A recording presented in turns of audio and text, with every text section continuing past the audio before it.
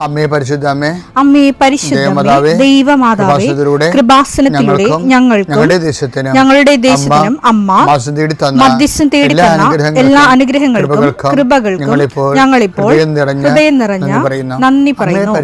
അമ്മേ പരിശുദ്ധമേ ദൈവമാതാവേ 2004 ഡിസംബർ 7 ഉച്ചകഴിഞ്ഞ് 2:30 കൃപാസനത്തിൽ സംഭവിച്ച അമ്മയുടെ പ്രത്യക്ഷപ്പെടലിനെ കുറിച്ച് തിരുസഭയ്ക്ക് സമർപ്പിച്ചിരിക്കുന്ന പഠനരേഖകളുടെ സഭാത്മകമായ പഠനം ആരംഭിക്കുവാൻ ഞങ്ങൾ പ്രാർത്ഥിക്കുന്നു. അമ്മേ പരിശുദ്ധമേ ഭൂസ്വർലോകങ്ങളുടെ രാജ്ഞിയായ അങ്ങേയ്ക്ക് ഭൗമസംരക്ഷണത്തിനായി പ്രപഞ്ചപ്രകൃതിയെ തന്നെ തിരുസഭ പ്രതിഷ്ഠിക്കുവാൻ ഈ പ്രത്യക്ഷീകരണം വഴി ഇടയാക്കണമേ. പരിശുദ്ധമേ ജപമാല മാതാവേ സകല കൃപാസനം പ്രാർത്ഥനയോടും ചേർത്ത് ഞങ്ങളിപ്പോൾ പ്രാർത്ഥിക്കുന്ന ഈ കുടുംബത്തിന്റെ പ്രത്യേക നിയോഗം മക്കളെ അമ്മയുടെ പ്രത്യക്ഷീകരണത്തിന്റെ ഈ അനുഗ്രഹവേളയിൽ ഞങ്ങൾക്ക് സാധിച്ചു തരുവാൻ കനിയണമേ. ആമേൻ. വിശ്വാസ പ്രമാണം. സർവശക്തനായ പിതാവും ആകാശത്തിന്റെയും ഭൂമിയുടെയും സൃഷ്ടാവുമായ ദൈവത്തിൽ ഞാൻ വിശ്വസിക്കുന്നു. അവിടുത്തെ ഏകപുത്രനും ഞങ്ങളുടെ കർത്താവുമായ ഈശോമിശിഹായിലും ഞാൻ വിശ്വസിക്കുന്നു. ഈ പുത്രൻ പരിശുദ്ധാത്മാവിനാൽ ഗർഭസ്ഥനായി കന്യകാമറിയത്തിൽ നിന്ന് പിറന്ന് പൊന്തിയോസ് പീലാത്തോസിന്റെ കാലത്ത് പീഡകൾ സഹിച്ച് കുരിശിൽ തറയ്ക്കപ്പെട്ട് മരിച്ച് അടക്കപ്പെട്ട് പാതാളങ്ങളിൽ ഇറങ്ങി മരിച്ചവരുടെ ഇടയിൽ നിന്ന് 3-ാം നാൾ ഉയർത്ത് സ്വർഗത്തിലേക്ക് എഴുന്നള്ളി സർവശക്തിയുള്ള പിതാവായ ദൈവത്തിന്റെ വലതുഭാഗത്തിരിക്കുന്നു. അവിടെ നിന്ന് ജീവിക്കുന്നവരെയും മരിച്ചവരെയും വിധിക്കുവാൻ വരുമെന്നും ഞാൻ വിശ്വസിക്കുന്നു. പരിശുദ്ധാത്മാവിലും ഞാൻ വിശ്വസിക്കുന്നു. വിശുദ്ധ കത്തോലിക്കാ സഭയിലും പുണ്യവാന്മാരുടെ ഐക്യത്തിലും പാപങ്ങളുടെ മോചനത്തിലും ശരീരത്തിന്റെ ഉയർപ്പിലും നിത്യമായ ജീവിതത്തിലും ഞാൻ വിശ്വസിക്കുന്നു. ആമേൻ. സുഖസ്ഥനായ ഞങ്ങളുടെ പിതാവേ, അങ്ങയുടെ നാമം പൂജിതമാകണമേ. അങ്ങയുടെ രാജ്യം വരണമേ. അങ്ങയുടെ തിരുമനസ് സ്വർഗത്തിലെ പോലെ ഭൂമിയിലും ആകണമേ. അന്നു വേണ്ടുന്ന ആഹാരം ഇന്ന് ഞങ്ങൾക്ക് തരണമേ. ഞങ്ങളോട് തെറ്റ് ചെയ്യുന്നവരോട് ഞങ്ങൾ ക്ഷമിക്കുന്നത് പോലെ ഞങ്ങളുടെ തെറ്റുകൾ ഞങ്ങളോടും ക്ഷമിക്കണമേ. ഞങ്ങളെ പ്രലോഭനത്തിൽ ഉൾപ്പെടുത്തരുതേ, തിന്മയിൽ ഞങ്ങൾ രക്ഷിക്കണമേ. ആമേൻ. നന്മ നിറഞ്ഞ മറിയമേ സ്വസ്തി. കർത്താവ് അങ്ങയുടെ കൂടെ സ്ത്രീകളിൽ അങ്ങ് അനുഗ്രഹിക്കപ്പെട്ടവളാകുന്നു. അങ്ങയുടെ ഉദരത്തിൻ ഫലമായി ഈശോ അനുഗ്രഹിക്കപ്പെട്ടവനാകുന്നു. പരിശുദ്ധ മറിയമേ തമ്പുരാന്റെ അമ്മേ, പാപികളായ ഞങ്ങൾക്ക് വേണ്ടി ഇപ്പോഴും ഞങ്ങളുടെ മരണസമയത്തും തമ്പുരാനോട് അപേക്ഷിക്കണമേ. ആമേൻ. കർത്താവിന്റെ വിശുദ്ധ പൗരോഹിത്യത്തെ മഹത്വപ്പെടുത്തണമേ. കർത്താവെ സഭയിലുള്ള സാന്നിധ്യം പ്രകടമാക്കണമേ. 40 വർഷം ഞാൻ അർപ്പിച്ച കുർബാനയുടെ യോഗ്യതയാണ്. കൃപാസനത്താറെ ജീവനോടെ പ്രത്യക്ഷപ്പെട്ട പരിശുദ്ധ അമ്മയുടെ മാധ്യസ്ഥത്തിൽ ഞാൻ മക്കളെ ആശീർവദിക്കുന്നു. കർത്താവ് വിദേശത്തൊക്കെ പോകാൻ വേണ്ടി ഒരുങ്ങുന്ന ആൾക്കാരുണ്ട്.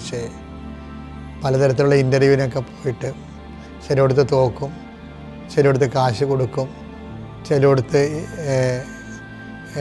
ഒരു അംബിഗസായിട്ട് വരും. നടക്കുമോ ഇല്ലയോ എന്നൊക്കെ അറിയാൻ പാടില്ലാത്തൊരു കൺഫ്യൂഷനുള്ള ആൾക്കാരുണ്ട്. അവിടെ കൺഫ്യൂഷൻ എല്ലാം മാറ്റണേ. പ്രഭാതത്തിൽ അങ്ങോട്ട് നാം വിളിച്ചപേക്ഷിക്കുന്ന ഞങ്ങളുടെ മക്കളുടെ മേലെ അവിടെ കണ്ണുനീര്, ഞാൻ നിൻ്റെ കണ്ണുനീരെല്ലാം കുപ്പിലാക്കി വെച്ചിരിക്കണമെന്ന് പറഞ്ഞില്ലേ, ഞാൻ നിന്നെ എൻ്റെ കൈവെള്ളയിൽ കാർവ് ചെയ്ത് വെച്ചിരിക്കുന്നു എന്ന് പറഞ്ഞില്ലേ. കർത്താവെ, നീ ഞങ്ങളോട് കാണിക്കുന്ന കരുണയും കരുതലുമാണത്. വിനാശത്തിൻ്റെ കൊടുങ്കാറ്റ് കടന്നു പോകുമ്പോഴോ കർത്താവെ, നിൻ്റെ ചിറകളുടെ ഉള്ളിൽ ഞാൻ അഭയം പ്രാപിക്കുന്നു എന്ന സങ്കീർത്തനോട് ചേർന്നുകൊണ്ട് കഷ്ടകാലങ്ങളിലൂടെ കടന്നു പോകുന്ന മക്കളെ കൈവെള്ളയിൽ അങ്ങ് സൂക്ഷിക്കുന്നവർ നന്ദി പറയുന്നു. ഇപ്പോൾ ഞങ്ങൾ കയ്യിലെടുത്തിരിക്കുന്ന രേഖകൾ ഞങ്ങൾ ജീവിതമാർഗം കണ്ടെത്തുന്ന ഓരോ തൊഴിലിടങ്ങൾ, ഞങ്ങളിപ്പോൾ എവിടെയാണ് നിൽക്കുന്നത്, എന്തിനു വേണ്ടിയാണ് നിൽക്കുന്നത്, ആ അനുഗ്രഹ സ്ഥലങ്ങളെ ഇപ്പോൾ നീ ആശീർവദിക്കണമെന്ന് പ്രാർത്ഥിക്കുന്നു. കർത്താവെ, ഞങ്ങൾ ഉപയോഗിക്കുന്ന ജീവിതമാർഗത്തിന് വേണ്ടി ഉപയോഗിക്കുന്ന തൊഴിലിടങ്ങളെ നീ ആശീർവദിക്കണം. അതിൻ്റെ രേഖകളെ, ചിലപ്പോൾ നമ്പർ കിട്ടാത്തവരുണ്ടാകാം, നമ്പർ അതിനെ അപേക്ഷിക്കുന്നവരുണ്ടാകാം. ഏതെല്ലാം തരത്തിൽ ഏതെല്ലാം രേഖകളാണ് വേണ്ടത്, ആ രേഖകൾക്കെല്ലാം നിലവിലുള്ള ദോഷങ്ങളെ, തടസ്സങ്ങളെ, കിട്ടാനുള്ള തടസ്സങ്ങളെ കർത്താവിൻ്റെ നാമത്തിൽ ബന്ധിക്കുന്നു. എൻ്റെ കർത്താവിൻ്റെ ഉന്നതമായ നാമത്തിൽ നിൻ്റെ വാഹനങ്ങളെ ഞാൻ ആശീർവദിക്കുന്നു. നീ ഉപയോഗിക്കുന്ന നീ പോകുന്ന വഴികളെ ഞാൻ ആശീർവദിക്കുന്നു. നിൻ്റെ വാഹനത്തിൻ്റെ, നീ ഹയർ ചെയ്ത വാഹനമായാലും, വാടകയ്ക്കെടുത്ത വാഹനമായാലും, ടാക്സി എടുത്ത വാഹനമായാലും, ഗവൺമെൻറ് വാഹനങ്ങളായാലും, അതെല്ലാം നീ സഞ്ചരിക്കുമ്പോൾ കർത്താവിൻ്റെ നാമത്തിൽ സംരക്ഷിക്കപ്പെടട്ടെ. ആ വാഹനത്തിന് കുറുകയും നെടുകയും പോകുന്ന മറ്റു വാഹനങ്ങളും തട്ടുമ്പോൾ അപകടം ഉണ്ടാകാതിരിക്കാൻ അവൻ നിന്നെ തൻ്റെ തൂവലുകൾക്കുള്ളിൽ മറച്ചുകൊള്ളുമെന്ന് പറഞ്ഞ നിൻ്റെ പാദങ്ങൾ കല്ലിൽ തട്ടാതിരിക്കാൻ ദൂതന് കൽപ്പിക്കുന്നതാണ് ചെയ്ത സംരക്ഷണത്തിൻ്റെ ദൈവം കർത്താവ് നിന്നെ അനുഗ്രഹിക്കുകയും ആശ്വസിപ്പിക്കുകയും സംരക്ഷിക്കുകയും ചെയ്യട്ടെ. എൻ്റെ പ്രിയപ്പെട്ടവരെ, നമ്മൾക്ക് എന്തെങ്കിലും ഒരു ദുരന്തം ഉണ്ടാകാൻ പോകണമെങ്കിൽ പരിശുദ്ധാത്മാവ് നമ്മുടെ കൂടെ ഉണ്ടെങ്കിൽ നമുക്കൊരു നോട്ട് തരും. എനിക്ക് തോന്നുന്നത് ദൈവമായിട്ട് അത്ര കണ്ട് ബന്ധമില്ലാത്തവർക്കും പരിശുദ്ധാത്മാവ് നോട്ട് കൊടുക്കുന്നുണ്ട്. കാര്യം എന്താണ്? ഇവന് എന്തെങ്കിലും ഇപ്പം ദൈവം ഇല്ലാതെ നടക്കണമെങ്കിലും ഇവന് എന്തെങ്കിലും സംഭവിച്ചു കഴിഞ്ഞാൽ മോങ്ങി ഇവൻ എൻ്റെ അടുത്ത് വരുമെന്ന് പറഞ്ഞുകൊണ്ട് അദ്ദേഹത്തിന് അറിയാവുന്നതുകൊണ്ട് ദൈവം നമുക്ക് ഇങ്ങോട്ട് തരുന്നുണ്ട്. പക്ഷേ ദൈവാനുഗ്രഹം കൊണ്ട് നമ്മളത് മനസ്സിലാക്കണില്ല. എന്താ കാര്യം? നമ്മൾക്ക് അത് ദൈവത്തിൻ്റെ തോന്നിയതായിരിക്കും. അങ്ങനെ തോന്നിയതായിരിക്കുമെന്ന് പറയേണ്ട സംഭവമില്ല മക്കളെ. ഡിസൺമെൻ്റ് ഓഫ് ദി സ്പിരിറ്റ്, ആത്മാവിൻ്റെ വിവേചനം എന്ന് പറഞ്ഞാൽ എന്താണെന്നറിയാമോ? ഞങ്ങളൊക്കെ നിങ്ങൾ ഓരോ സ്ഥലത്തിരുന്ന് പറയത്തില്ലേ, ഇന്ന ആൾ ഇന്ന വിഷയത്തിന് ഇപ്പോൾ ദുഃഖിക്കുന്നുണ്ട്, ഈ പ്രാർത്ഥനയിൽ അയാൾ സുഖപ്പെടും, അയാളുടെ രോഗം ഇന്നതാണെന്നൊക്കെ പറഞ്ഞാൽ എന്താണ്? അത് പ്രസംഗിച്ചുകൊണ്ട് നിൽക്കുന്ന സമയത്ത് തന്നെ കർത്താവ് ഒന്നും സിനിമ പോലെ കാണിച്ചിട്ട് പറഞ്ഞതല്ല, ആന്തരികമായ സൂചനകളാണ്. ആന്തരിക സൂചനകൾ. ആ സൂചനകളെ ഞങ്ങളത് ഒബ്ജക്റ്റീവായിട്ട് എടുക്കും. എന്നിട്ട് ദൈവത്തെ വിശ്വസിച്ചുകൊണ്ട് അത് പറയും. അപ്പോൾ നമുക്കൊരു ആന്തരിക ബോധ്യം കിട്ടും. അത് തോന്നലല്ലത്.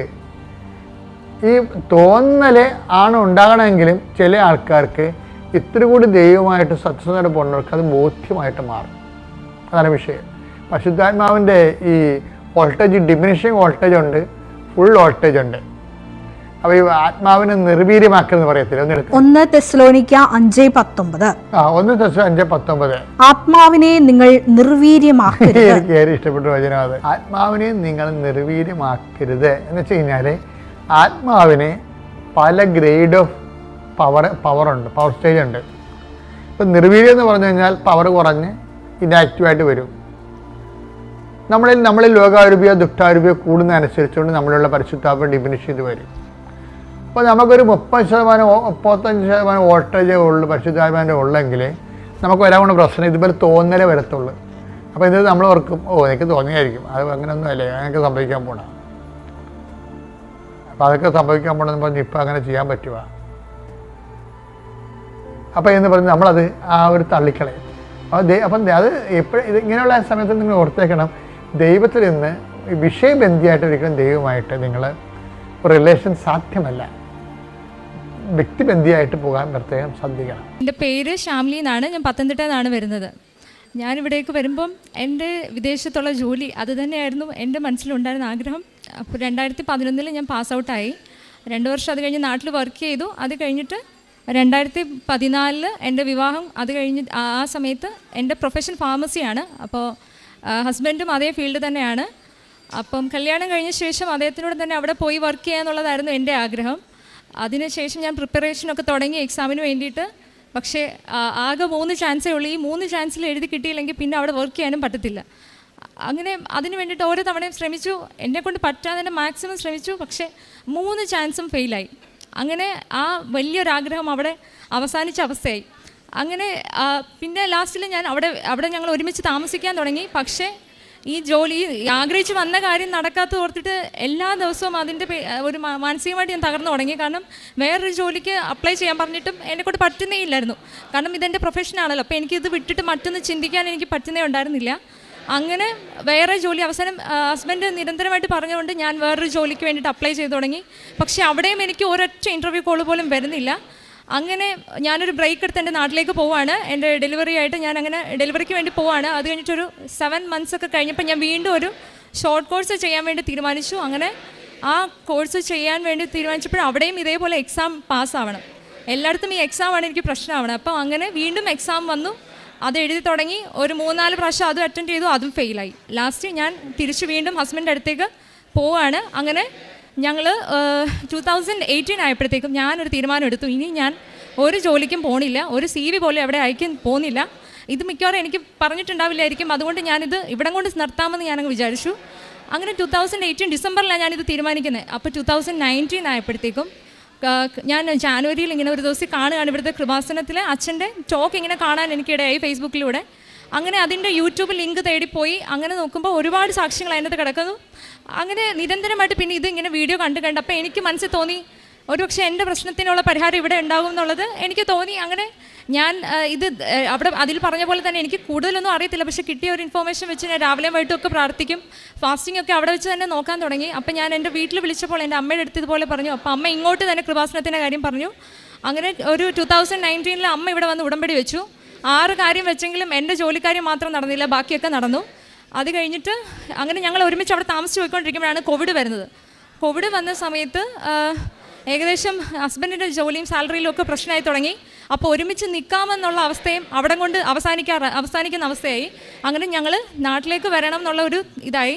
അപ്പം ഞാൻ അവിടെ ഇത് അറിഞ്ഞ നിമിഷം ഞാൻ ആദ്യം പോയിട്ട് മാതാവിൻ്റെ അടുത്ത് തന്നെയാണ് ചോദിച്ചത്, ഇത് അമ്മയുടെ തീരുമാനമാണെങ്കിൽ ഞാൻ പോകാൻ തയ്യാറാണെന്ന് പറഞ്ഞു. അങ്ങനെ ഞാൻ ലാസ്റ്റ് ഇവിടേക്ക് വരികയാണ്. ആ വരുന്ന സമയത്ത് കോവിഡ് ഭയങ്കര പീക്ക് ടൈമിലാണ് ഞാൻ വരുന്നതും. 2 വയസ്സുള്ള എൻ്റെ മോനെ കൊണ്ടാണ് ഞാൻ ഫ്ലൈറ്റിൽ കയറുന്നത്. അപ്പോൾ ഫ്ലൈറ്റ് ടേക്ക് ഓഫ് എടുത്ത സമയത്ത് ഞാൻ എൻ്റെ കയ്യിൽ അപ്പം ഞാനിങ്ങനെ ഇടയ്ക്ക് ഞാൻ നാട്ടിൽ വന്ന് പോയിരുന്നു. ആ സമയത്ത് ഇവിടെ വന്നിട്ടുണ്ടായിരുന്നു. അപ്പോൾ എനിക്ക് അമ്മ തന്ന ഒരു കാശ് രൂപ എൻ്റെ കയ്യിലുണ്ടായിരുന്നു. അപ്പോൾ ഞാൻ ഫ്ലൈറ്റിൽ ടേക്ക് ഓഫിൻ്റെ സമയത്ത് ഞാൻ മനസ്സിൽ പറഞ്ഞു, ഇത് നടക്കുമോ ഇല്ലയോ എന്ന് എനിക്കറിയത്തില്ല, എന്തായാലും എൻ്റെ മുൻപിൽ വഴികളൊന്നുമില്ല.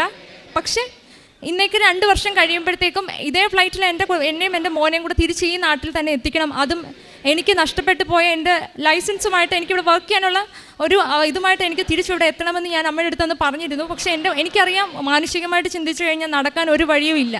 അങ്ങനെ ഞാനിവിടെ നാട്ടിലെത്തി എനിക്ക് കുറച്ച് കരിയർ ഗ്യാപ്പൊക്കെ ഉള്ളതുകൊണ്ട് ഞാനിവിടെ പ്രാക്ടീസിന് വേണ്ടിയിട്ട് കയറുന്നു. ഒരു 8-9 മാസം പിന്നിടുമ്പോഴത്തേക്കും ഒരു ദിവസം എൻ്റെ ഹസ്ബൻഡ് വിളിച്ചിട്ട് പറയാണ്, 5 വർഷം അതായത് ഫസ്റ്റ് അറ്റംപ്റ്റ് കഴിഞ്ഞിട്ടൊരു 5 വർഷം ഗ്യാപ്പ് ഉണ്ടെങ്കിൽ നമുക്ക് വീണ്ടും അത് അപ്ലൈ ചെയ്യാനുള്ള ഒരു റൂള് വന്നിരിക്കുകയാണെന്ന് അറിയാൻ ഇടയാവുകയാണ്. അത് ഏതോ ഒരു ഫ്രണ്ട് പറഞ്ഞിട്ടാണ് ആൾ അറിയുന്നത്. അങ്ങനെ ആയപ്പോഴത്തേക്കും എനിക്ക് മനസ്സിലായി ഇത് മാതാവ് എനിക്ക് വേണ്ടി റൂള് തന്നെ മാറ്റിയിട്ടുണ്ടെന്നുള്ളത് എനിക്കൊരു ബോധ്യമായി. അങ്ങനെ ഞാൻ ഇവിടെ വന്ന് പോകുന്നുണ്ടെങ്കിൽ ഞാൻ ഉടമ്പടിയൊന്നും എടുത്തിട്ടില്ല. അവസാനം ഞാൻ ഡിസംബർ 8, 2021 ഞാനിവിടെ വന്ന് ഉടമ്പടി വെക്കുകയാണ്.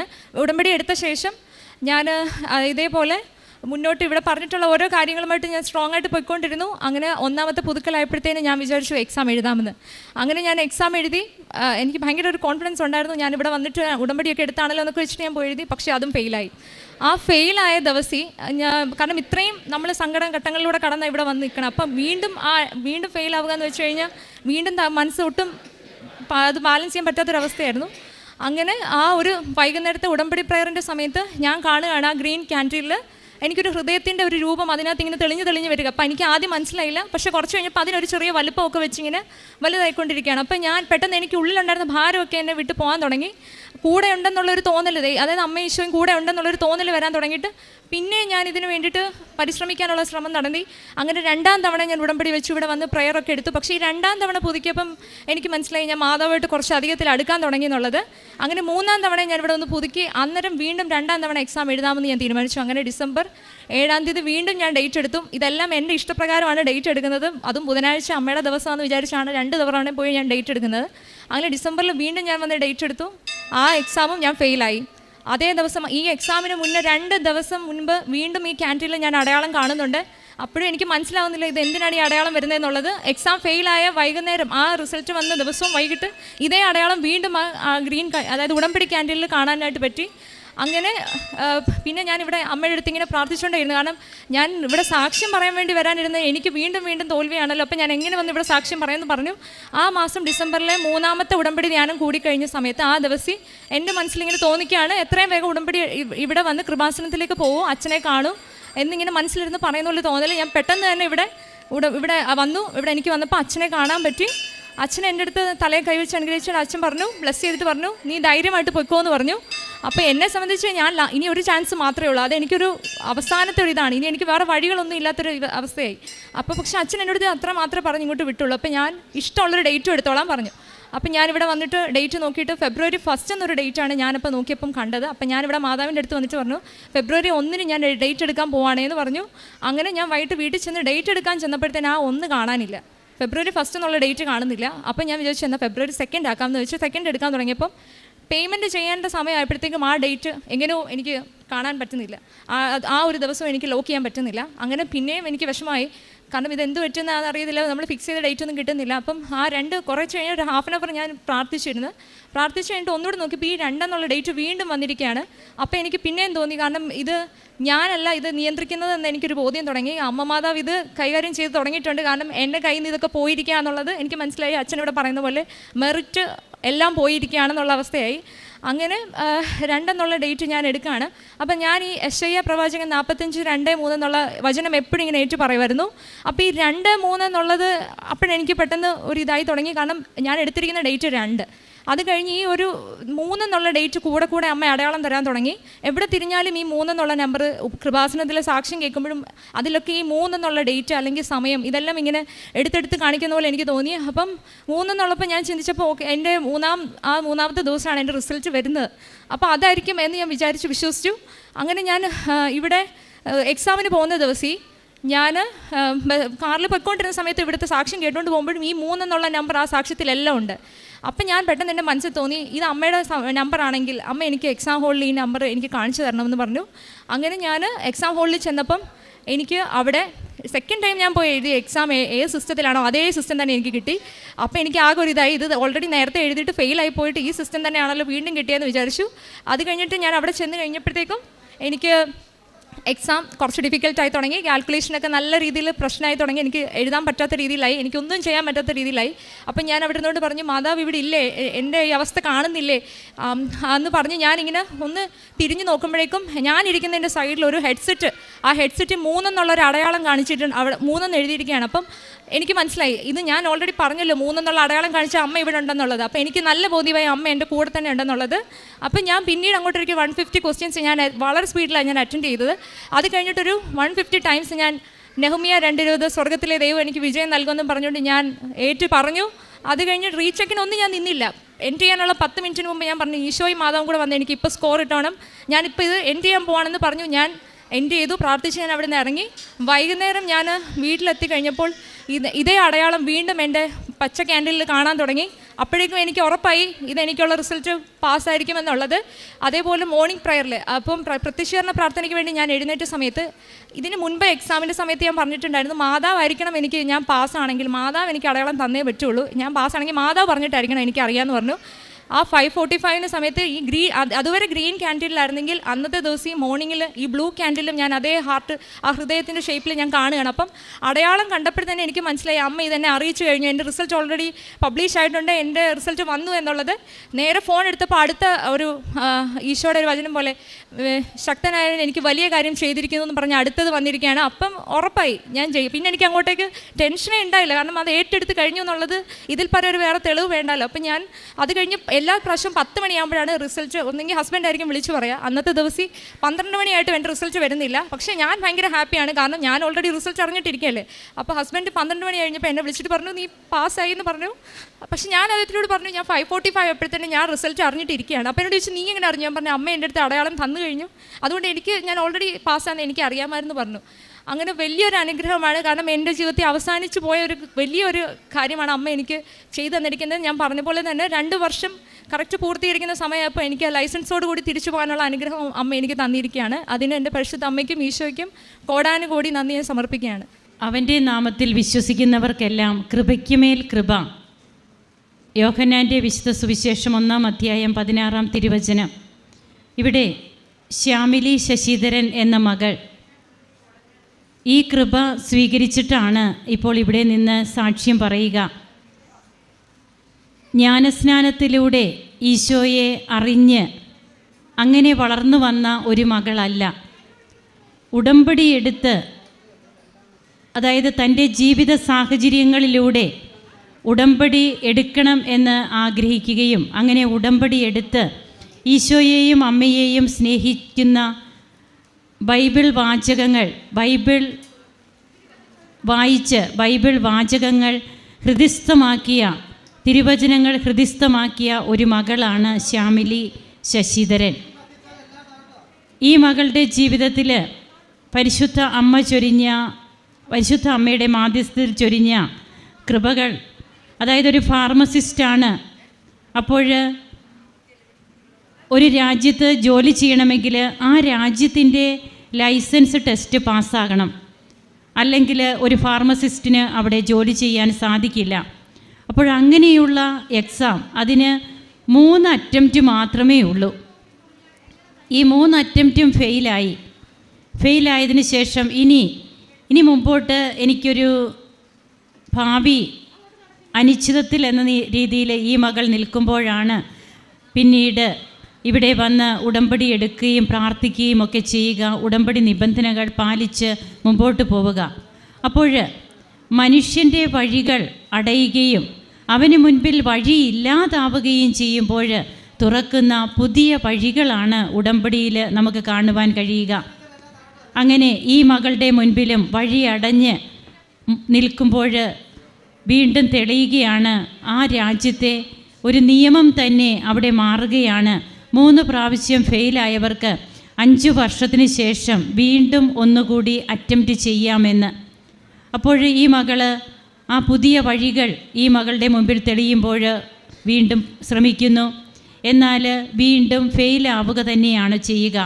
അപ്പോഴാണ് പരിശുദ്ധ അമ്മയോട് കുറച്ചുകൂടി അടുക്കേണ്ടതിൻ്റെ, ഈശോയോട് കുറച്ചുകൂടി അടുത്ത് നിൽക്കേണ്ടതിൻ്റെ ആവശ്യകത ഈ മകൾക്ക് ബോധ്യപ്പെടുകയാണ്. അങ്ങനെ ഈ മകൾ ഉടമ്പടി ജീവിതം കുറച്ചും കൂടി സീരിയസ് ആയിട്ട് എടുക്കുന്നു.